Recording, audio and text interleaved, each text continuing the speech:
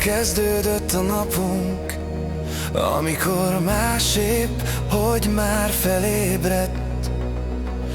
Dunaszerdehely lassan indult, nekünk addigra már elindult a műszakunk. Volt egy automárka, nem is akármilyen, akkoriban 4-ből az egyik a városban. Skoda eladás, pörgő élet, ezek az autók jelentettek újat sok embernek. És mögötte egy hatalmas műhely, az AI nem csak eladást termelt. Ott lett kész az autó indulásra, és tette meg az első kilométer.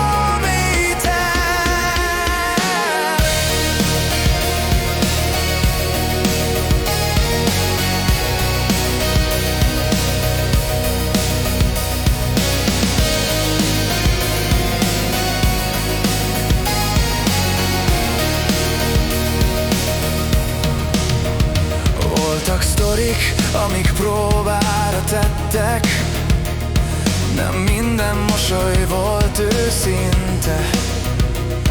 Volt ügyfél, aki köszönte, volt ügyé, esetleg el sem nézte. Amiben mások már belekotortak, ráfogták, hogy nincs tovább. Mi nem futottunk el előle, mert láttuk benne, még mehet tovább. Mert a kocsi nem volt halott, és újra ment, amit az ügyes kéz helyre hozott. Egy csapat voltunk, nem beszéltünk sokat. Ha gond volt, megoldottuk azokat. Dolgoztunk együtt, tudtuk a dolgunkat, és hittük, hogy így minden megoldódhat.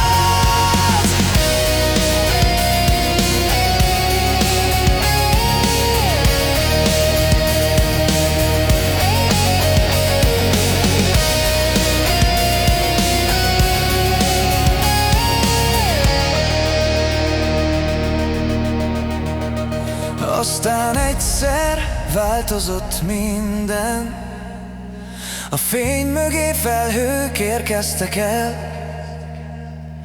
Maradt pár kép, pár régi név, és az érzés, hogy ez már nem ugyanaz lett. Egy csapat voltunk, ez megmarad, akkor is, ma már máshol járunk. Van, aki már a fellegekben van, de a helyük itt bennünk tovább él.